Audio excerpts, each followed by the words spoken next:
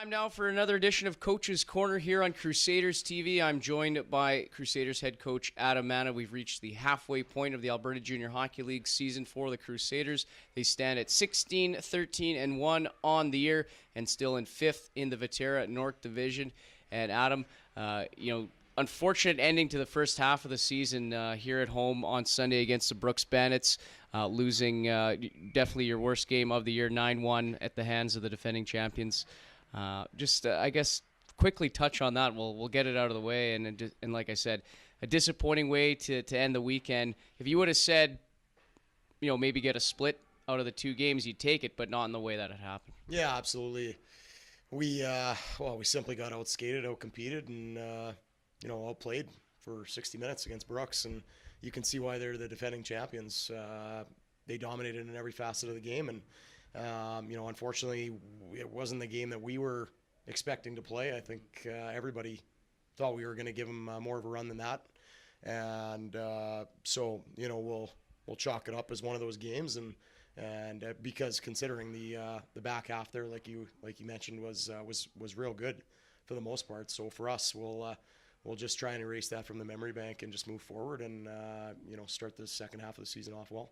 Well, let's talk about some of the positives in the last 15 games from the last time we had you. It seems that you guys really found your identity in a bit where you're scoring lots and then you're bearing down defensively as well, albeit other than Sunday. But you pick up your first shutout of the year against Okotoks, a very dominating win against Grand Prairie and Bonnyville, and then some real tight games against Fort McMurray and Lloydminster as well. You're going to run into hot goalies some nights, and this kind of stretch, you saw a lot of good goaltending come your way, and you had a lot of goaltending go your way as well.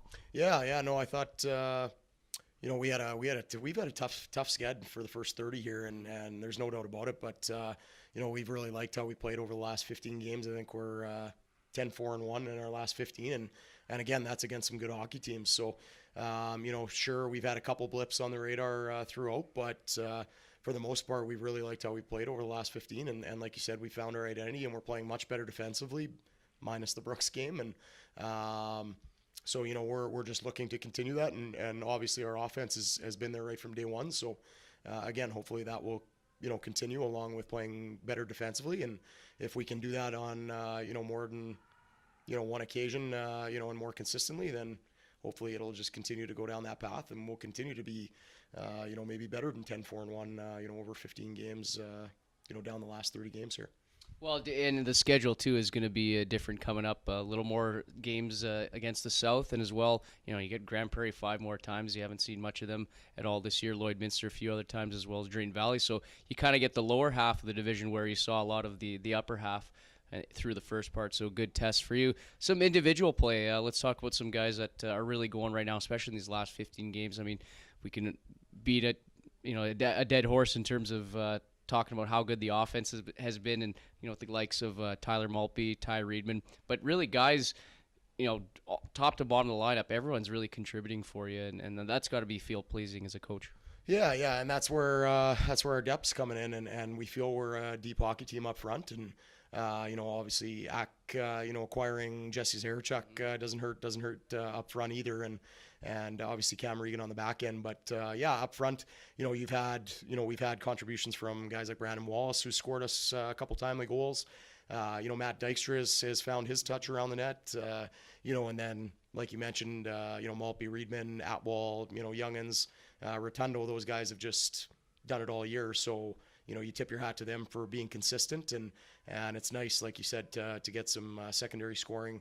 Brendan Stafford hasn't exactly put the puck in the net, but he's been setting them up and making some really good plays that sometimes go unnoticed. So you got to give him a lot of credit for being a 16-year-old and playing every night. It's not easy when you're not used to a 60-game schedule, and he's playing every night, and he's playing a lot of minutes every night. So he's been doing a good job on the PK along with Wallace, and Rebelato just got his first there last week, which was good to see, and he's been buzzing for us, and when he works hard and uses his speed, he's tough to contain. And Ashton Casalt has come he's come a long way since day one as well, being a 17-year-old and being a young guy for us, and you got to give credit to him too for just keeping his game simple and playing the body hard. And so you could go up and down the lineup in terms of your forward core. But we like what we're getting out of every single guy, and hopefully again they just continue to improve in the back half here and leading into the playoffs. And on the back end too, guys not only playing better defensively but contributing offensively as well. Captain Ben Soa, Coltrane Wilson, talk about first goals. He gets his first goal the other day. Brett Roberts as well, and it's a tough lineup to crack right now with the addition of Cameron Regan in terms of the back end. You got your defenseman really playing competitive out there. Yeah, no, and that's where, well, I guess technically we have AD Roberts can play forward or D for us, which is nice to have, and that's kind of a luxury that we have with him. But that just makes him more versatile, and he's been one of the guys that it was so good to see him get 2 goals the other day against his hometown team there in GP, and he was obviously very happy about that. And then Chase Toronto has been very good in the last 15, along with Ben Soa. They've been leading the way as 20-year-olds, and Chase scores that big goal against Spruce Grove at home and gets us rolling onto the victory there, and Ben's just been doing a much better job of just keeping it simple and getting his shots off and getting pucks through. And then even with the acquisition of Cam Regan, who's just a solid, steady guy that just logs minutes and plays just a tough game and is hard to play against. You complement him with Austin Shmorkov, and those two might be 2 of the more scarier defensemen when you're matched against them, when they're playing physical and they have good sticks and they're just keeping it simple. So, it's been good to see out of our back end. We have a lot of depth, or we feel we have a lot of depth. And when all 6 guys are going, it makes it tough to say, well, who's coming out of the lineup today? So, again, that's a good problem to have, but it's also it's always a hard question, and you have to make those decisions as a staff. But, again, we just want guys to continue to push each other down the stretch. And again, you don't want to say it, but you're going to run into some injury bugs at some point. And, Coltrane Wilson, you mentioned him, was scoring his first goal, and now he's banged up, so he might not be ready to go this weekend. So that's where, again, Roberts and Jacob Thomas will have a chance to step in. And I'll ask you, too, about through the first half, how has assistant coach Jeff Woodcock been with those guys? He runs the D, and it seems he's a guy that everyone can kind of lean on, not only in terms of advice for their on-ice play, but just being a guy in the room they can feed off from. Jeff's been terrific. Clearly, there's been a big difference in our play on our back end, and especially defensively. But going with being good in our own end is having good tight gap off the rush, and Jeff's been helping him along the way, especially with not only our gap control, stick positioning, how to play in our own end with hitting pins and how to separate the man from the puck, but he's been good with the offensive side and teaching him how to get pucks through and getting the shot off quicker and always being ready to shoot in the offensive zone.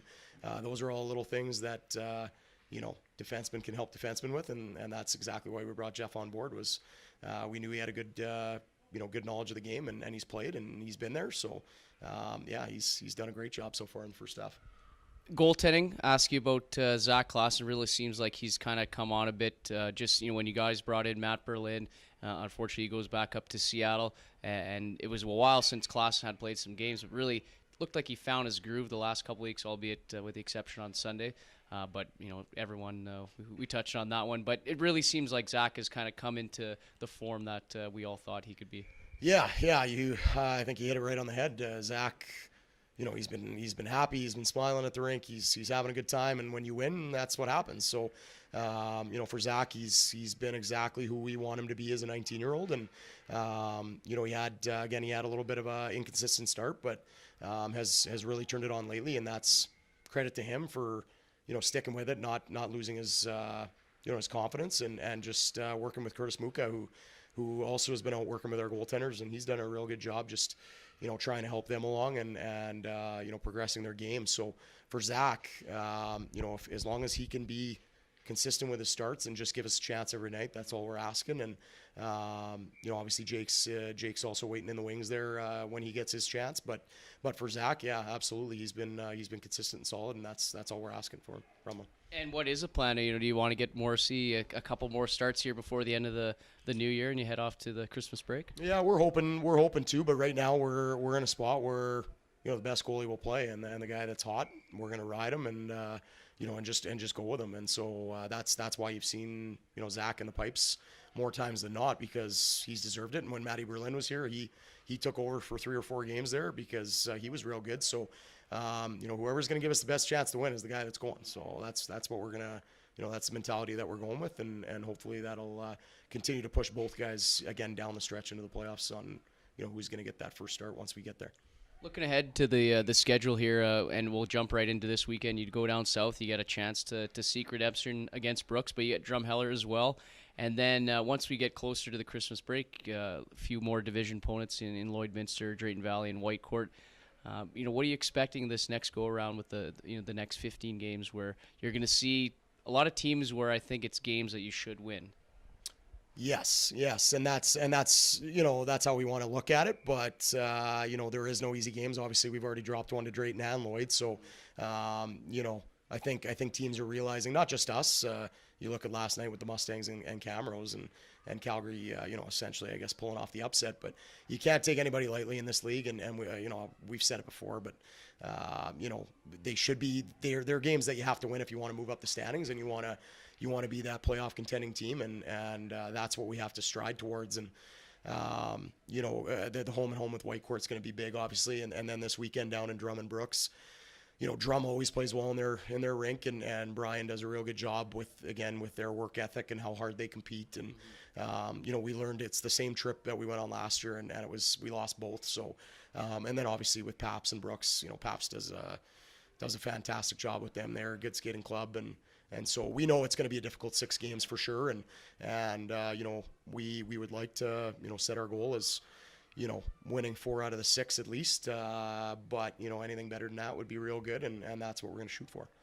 Do you guys still think home ice is attainable right now, even though you're a few points back in the standings, or is this maybe the focus right now just internally and striving for consistency, and hopefully that if you don't catch for home ice, whoever you get in that 4 or 5 match, we'll have quite the team to deal with? Yeah, right now we're, like you said, we're just looking to just worry about us and just worry about playing well every night. And again, minus the Brooks game, we've been playing much better, and it's been good to see. But in terms of that, obviously you want to attain home ice, and that's our goal is to finish in the top 4 for sure. And is it attainable? Yeah. There's nothing saying that if we get hot, some of these other teams that have been hot in the first half don't hit a bump or 2 along the way. So all we can do is worry about us, and hopefully the rest will take care of itself. And if we win enough games down the stretch here in the last 30, then hopefully that'll put some pressure on the other teams, and then you never know, you might get some help. It's funny how it works that way. If you take care of your own games, that you might end up getting the results you want on the other side. So hopefully that's what happens, and we can continue to climb the ladder. What's maybe the one thing that you want to see improvement on in the next 15 games before we check in with you again? You had said last time we had spoke in this segment that you wanted to keep those 8-5 games, those high-scoring track meet games to a minimum, and you want to win some lopsided games. Certainly saw that. And then a couple times where we saw great defensive battles, the scoring kind of dried up. So, I mean, pick your poison, right? But what's something now that you want to see out of your team? Well, obviously with us playing well over the last 15, we just want to keep that going. But like you said, there's still been some inconsistencies in that 15 games with our goals against. Like the last 7 games, it was real good. I think the last 7 or 8, we were sitting at a 2.5 OGAA per game, and that's where we want to be. And then we ran into Brooks, unfortunately, so that number probably skyrocketed a little bit. But just keeping our goals against down, playing well defensively, and we're still trying to, it's 30 games in, but we're still trying to nail down consistently the habits of certain guys, and trying to stay on them with good stick positioning and playing well defensively. And for us, it's we've liked a lot of things. We've been way more disciplined. We've been putting the puck in the net. Again, we've been playing more consistent in our defensive end. Overall, I guess you could say, our special teams could probably get a little bit better, on top of keeping the goals against down. And so that's something that we want to continue to improve on is our PK. And again, it's tough to say because we look at our last 7 or 8 games on the PK and we're 97%. So that's pretty good. And then you run into Brooks and you give up 4 power play goals. So then that number comes way down. So as some of the numbers are skewed because, we have a game like that or 2, and it's unfortunate, but it is what it is, and we just can't allow those games to happen. That's the bottom line, and so our consistency still has to get better here in the back 30. That going into the playoffs, you have to be good every night, and if you're not, then it's going to be a short road in the playoffs. So that's what we're looking to build towards. All right, Adam, thanks for a lot for taking the time once again to check in with us. Another edition of Coach's Corner here on Crusaders TV. Halfway through the season, Crusaders 16-13-1 with 33 points on the season. They sit in 5th spot in the Viterra North Division. Thanks a lot, Adam. Thanks, man.